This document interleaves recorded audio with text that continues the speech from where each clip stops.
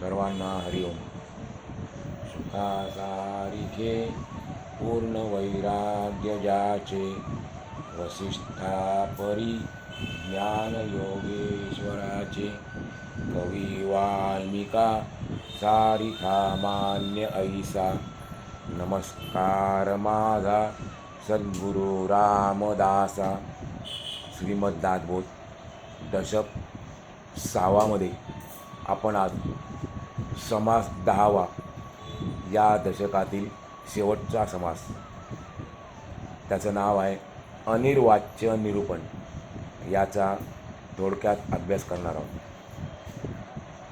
नाव जरा कठीण वाटेल, पण त्याच्या शब्दाचा आपण अर्थ पाहिला तर लगेच लक्षात येईल. वाच्य म्हणजे शब्दातून वर्णन करून सांगता येण्यासाठी. वाच्यचा अर्थ काय? शब्दातून वर्णन करून सांगता येण्यासारखे.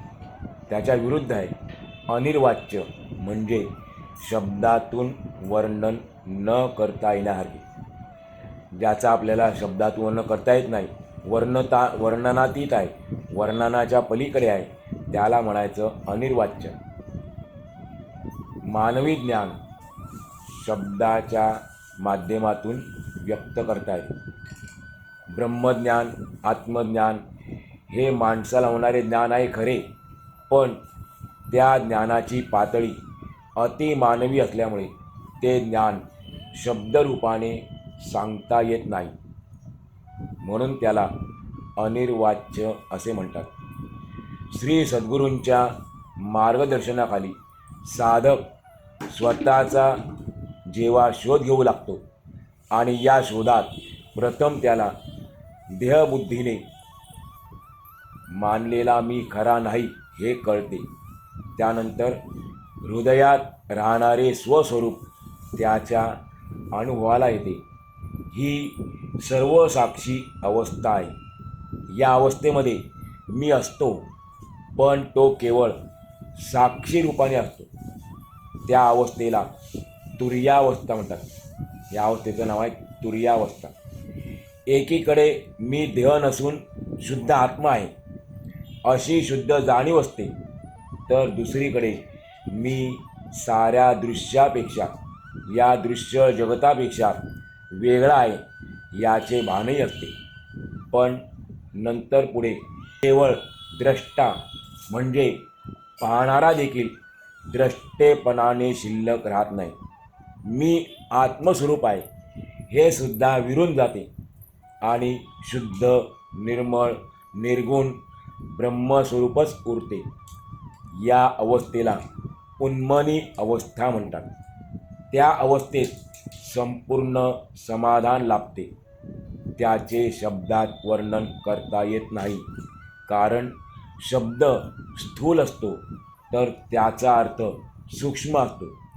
अर्थ अधिकाधिक सूक्ष्म होता होता ओंकारापर्यंत पोचतो आणि ओंकारसुद्धा स्वतः जेथे लीन होतो त्या परमात्म स्वरूपाची भाषा नाही की त्याला अर्थही नाही. तेथे मौनसुद्धा नाही. तेथे फक्त समाधान आणि समाधानच आहे, पण ते शब्दाने सांगता येत नाही. समाधानाचे स्वरूप काय आहे असा एका श्रोत्याने प्रश्न विचारला. संतांपाशी समाधान आहे असे म्हणतात, पण ते समाधान कसे आहे ते सांगा असे कोणाला जर विचारले तर ते त्यांना शब्दांनी सांगता येणार नाही असे उत्तर दिले जाते. समजा एखाद्या मुक्या मनुष्याने गूळ खाल्ला तर गुळाची गोडी कशी आहे हे त्याला सांगता येत नाही. तसेच समाधानाचे आहे, त्याचं वर्णन शब्दात करता येत नाही. या म्हणण्याचा खरा अर्थ काय आहे ते मला समजावून सांगा. एखाद्याला विचारले की बाबा तुझा अनुभव काय आहे, तर तो सांगतो अनुभव काही शब्दातून सांगता येत नाही. मग मी समाधान कसे असते हे कोणाला बरे विचारू?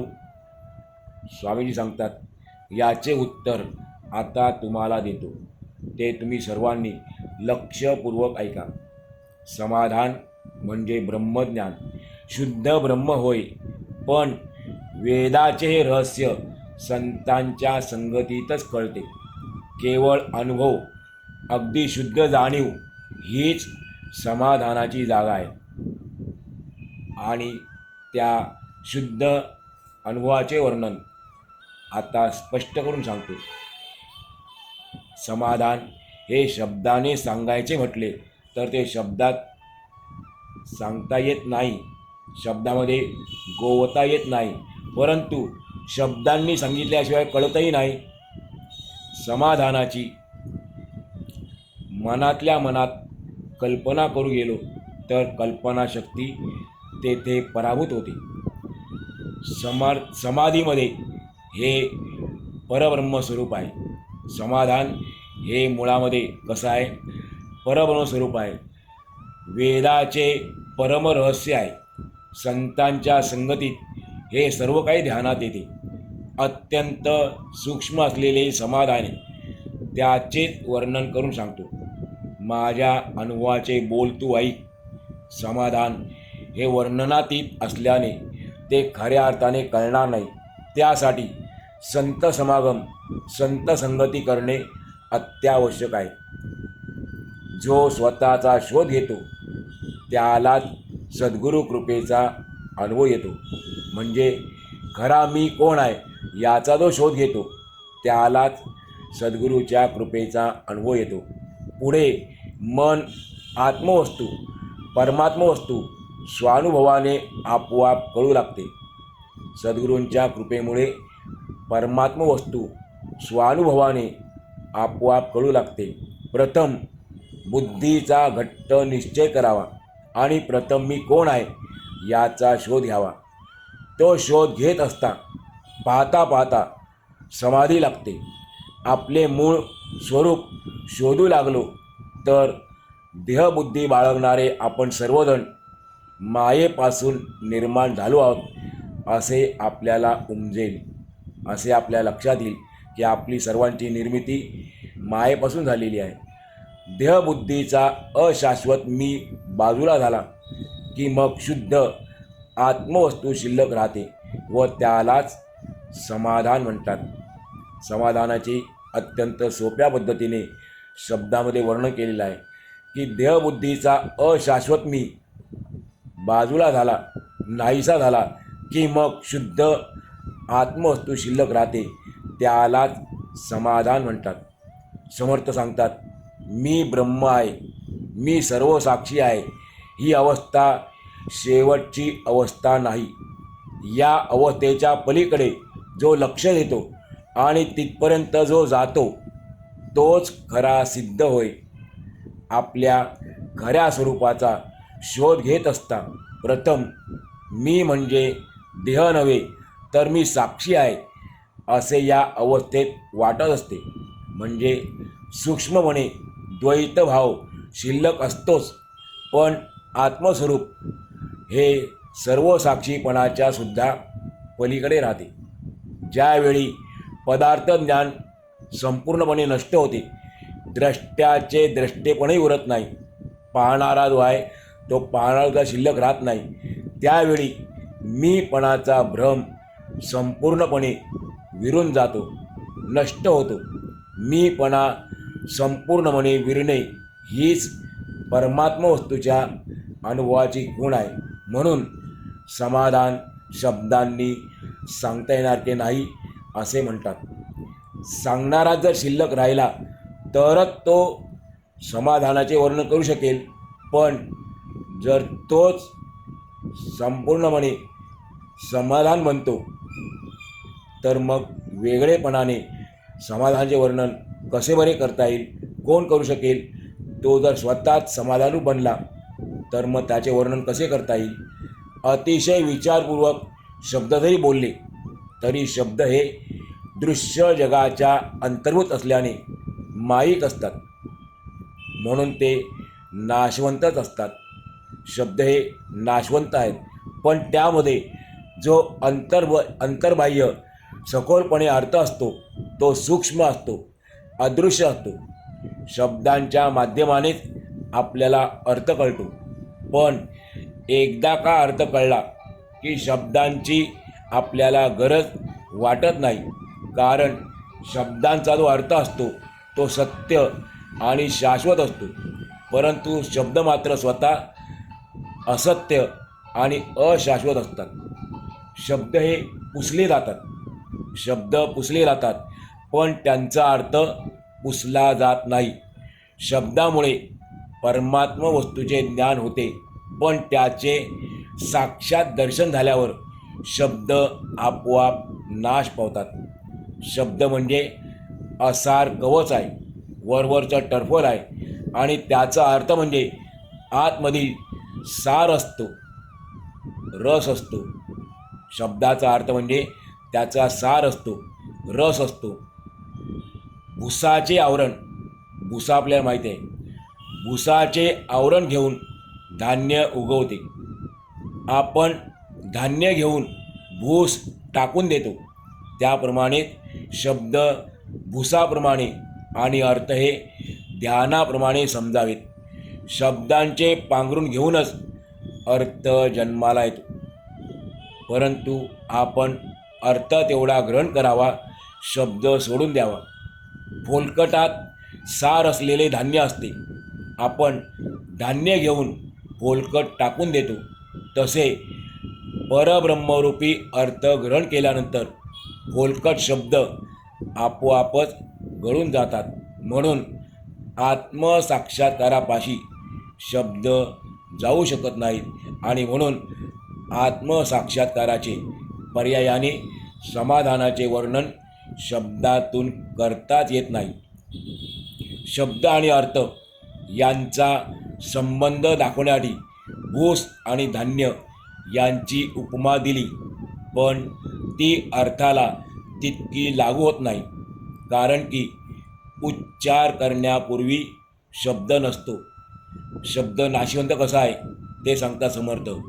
उच्चार करण्यापूर्वी शब्द नसतो, उच्चार करताना असतो आणि उच्चारानंतर नाहीसा होतो. पण याच्या उलट शब्दाचा उच्चार करण्यापूर्वी अर्थ असतो, उच्चार करताना सुद्धा असतो, आणि शब्दाचा उच्चार करून झाल्यावर सुद्धा शब्द नाहीसा झाल्यावरही तो नाहीसा होत नाही, तर तो टिकतो. ज्याप्रमाणे भुसाचा त्याग करून धान्य घ्यावे, त्याप्रमाणे शब्दांचा वाच्यांश टाकून, शब्दाचा जो मूळ अर्थ आहे, वाच्य अर्थ आहे, मूळ अर्थ नाही, वाच्य अर्थ आहे, तो टाकून सारभूत असा लक्ष्यांश तेवढा ग्रहण करावा. उदाहरणार्थ, आत्मवस्तू म्हणजे ब्रह्म हे दृश्यांश वेगळे आहे. हा शब्द समूह झाला म्हणजे वाच्यांश झाला. आत्मवस्तू ब्रह्म हे दृश्यांश वेगळे आहे, हा शब्दसमूह आहे, व या शब्दसमूहाचा जो अर्थ आहे तो लक्ष्यांश आहे. आपले मन स्वस्वरूपाच्या अनुभवापर्यंत जाऊ शकत नाही. या कारणाने संपूर्ण अर्थ ध्यानात येऊनसुद्धा आत्मवस्तू आपल्या अनुभवाला येत नाही, कारण आत्मवस्तू, आत्मस्वरूप हे कमालीचे सूक्ष्म आहे. आपल्या अनुभवामध्ये आकाश अतिशय सूक्ष्म आहे, परंतु ते देखील जणू काही गाळून घेतले तर त्याची आत्मस्वरूपाच्या सूक्ष्मत्वाशी कदाचित बरोबरी होईल. असे ते आत्मस्वरूप आहे. ते सर्व अनुभवाचा अंतर्भाग आहे. आत्मस्वरूप जे आहे ते सर्व अनुभवाचा अंतर्भाग आहे. त्याच्यामध्ये सर्व अनुभव येतात. आपल्याला त्याच्या सत्तेने सर्व अनुभव येतात, पण हे सगळे स्वरूप वर्णन म्हणजे माणसाने आपली कल्पना ताणून निर्माण केलेला डोलार आहे. ती मायेमुळे निर्माण झालेली कल्पना आहे असे समर्थ सांगतात. कल्पनेपासून आलेला अनुभव मिथ्याच असतो. आपण एका गोष्टी कल्पना केली, कल्पनेतच अनुभव आला तर तो खरा नसतो, खोटा असतो, मिथ्या असतो. म्हणून आत्मस्वरूपाच्या ठिकाणी अनुभवाला जागाच नाही. अनुभव येण्यासाठी अनुभव घेणारा आत्मस्वरूपाच्या ठिकाणी कल्पनेला जागा नाही. अनुभव घेणारा आणि ज्याचा अनुभव घ्यायचा ती गोष्ट असा दोनपणा म्हणजे त्यामध्ये द्वैत असावे लागते.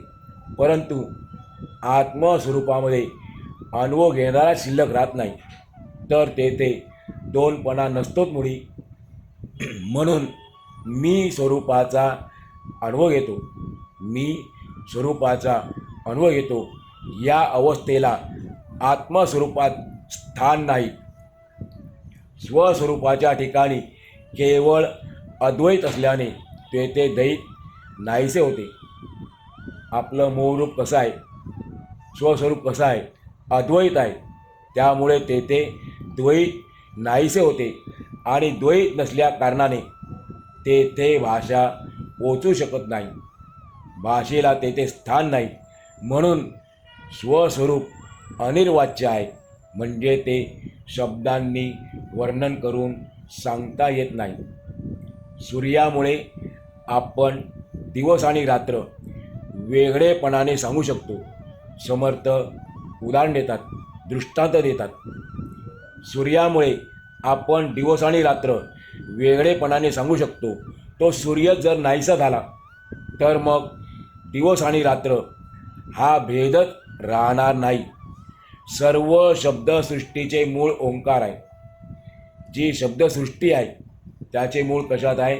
ओंकारात आहे. शब्द बोलणे किंवा न बोलणे म्हणजे मौन धरणे या विचाराचे मूळ ओंकाराच्या अस्तित्वावरच आहे. तो ओंकारच लय पावला तर मग शब्द बोलणे आणि न बोलणे दोन्ही नाहीसे होतात. त्याचप्रमाणे अनुभव आणि अनुभव घेणारा हे दोन पण मायेमुळे निर्माण होतात. ती माया जर नाहीशी झाली तर अनुभवाला जागा कशी शिल्लक होणार? आत्मवस्तू निराळी आणि तिचा अनुभव घेणारा मी निराळा आहे असे वेगळेपण असते. तर मी आत्म्याचा अनुभव घेतला असे शब्द सहज बोलता आले असते. आत्मवस्तू निराळी नाही.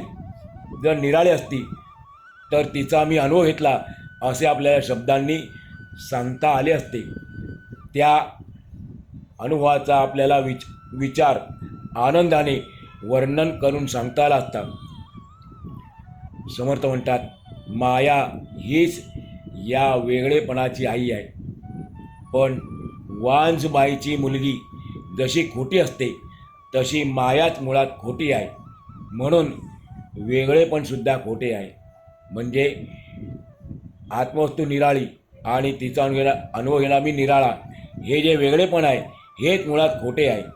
जीव मुळातच परमात्म्यापासून अभिन्न आहे.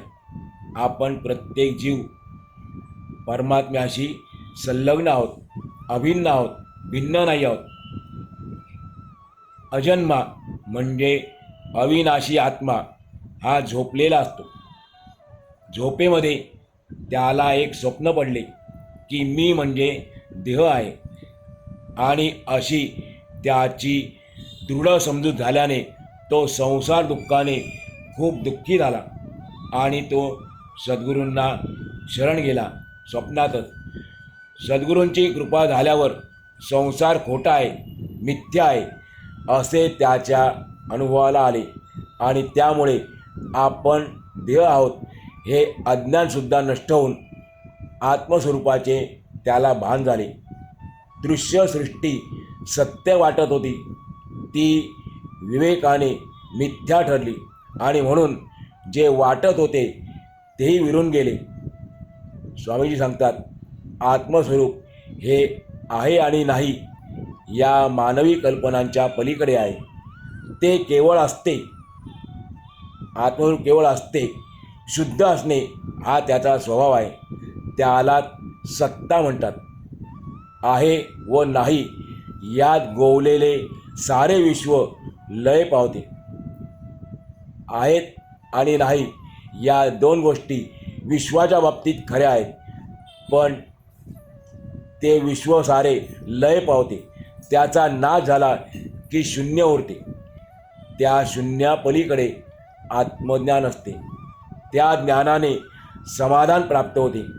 आपण आणि आत्मा दोन्ही वेगळे नाहीत, एकरूपच आहोत या अभिन्नपणाच्या एकत्वाच्या अनुभवाने सहज स्थिती प्राप्त होते. अद्वैत संबंधीचे निरूपण ऐकले की द्वैत मिथ्या हे कळते, द्वैत कसे खोटे आहे ते कळते. आत्मज्ञानासंबंधी चर्चा केली की आपण देह नाही याची आपल्याला जाणीव होते आणि परमार्थ जागृतीचे हे मुख्य लक्षण आहे. कोणतं लक्षण आहे? मी देह नाही याची जाणीव होणे, याला म्हणतात परमार्थ जागृती. आता श्रोत्यांनी सावध व्हावे आणि सहज स्थितीचे वर्णन ऐकले ते त्या अर्थावर आपले मन एकाग्र करावे. त्यांना आत्मज्ञानाची खूण पटून समाधान कसे असते हे अंतर्यामी कळेल. जे श्रोते सहज स्थितीच्या अर्थावर आपले मन एकाग्र करतील त्यांना आत्मज्ञानाची खूण पटून समाधान कसे असते हे कळेल.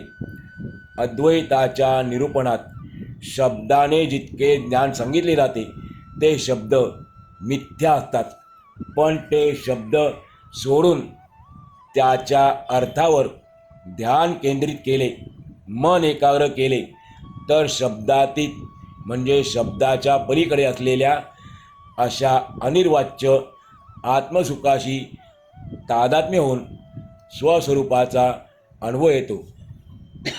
आत्मज्ञानामध्ये संपूर्ण एकरूप होता येते, त्यामध्ये एकरूपता असते. अनुभव घेणारा आणि अनुभव हे द्वैत तेथे नसते, तेथे शब्दज्ञानाला वावत नसतो. ज्ञानाच्या या जागृत अवस्थेमध्ये साधक अत्यंत शांत आणि स्वस्थ असतो. जीवाने स्वप्नातच आणखी एक स्वप्न पाहिले होते. नंतर त्याच स्वप्नात संसार दुःखाने दुःखी होऊन तो सद्गुरूंना शरण गेल्याचे त्याने स्वप्नातच पाहिले.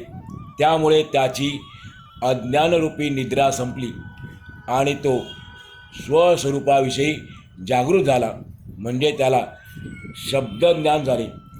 त्या शब्दांच्या अर्थाचे चिंतन करता करता तो अर्थाशी एकरूप झाला. त्यावेळी शब्दज्ञान नाहीसे होऊन तो अविनाशी परमात्म वस्तूशी समरस झाला. समर्थ म्हणतात, आतापर्यंत जे विवेचन ऐकले त्यातील मुख्य मुद्दे पुन्हा स्पष्ट करून सांगतो. त्यामुळे शुद्ध समाधान कसे असते, जरी ते अनिर्वाच्य असले तरी ते कसे असते ते अंतर्यामी कळून येईल. तेव्हा शिष्याने विनवले, स्वामीजी, आत्तापर्यंत आपण वर्णन केलेला विषय मला नीट कळावा म्हणून पुन्हा सांगा, जेणेकरून आत्मज्ञानाचे रहस्य माझ्या अनुभवाला येईल.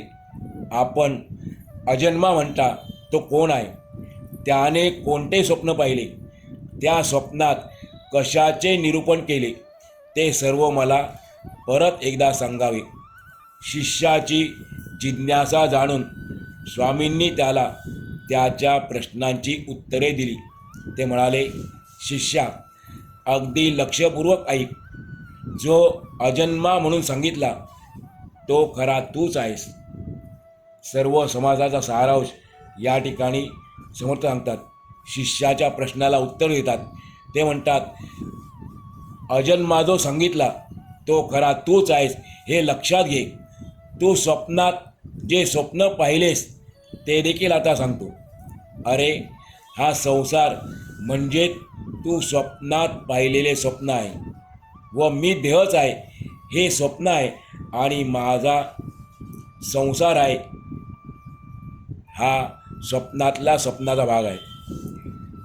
मी देह आहे हे स्वप्न आहे आणि माझा संसार आहे हे स्वप्नातील स्वप्न आहे.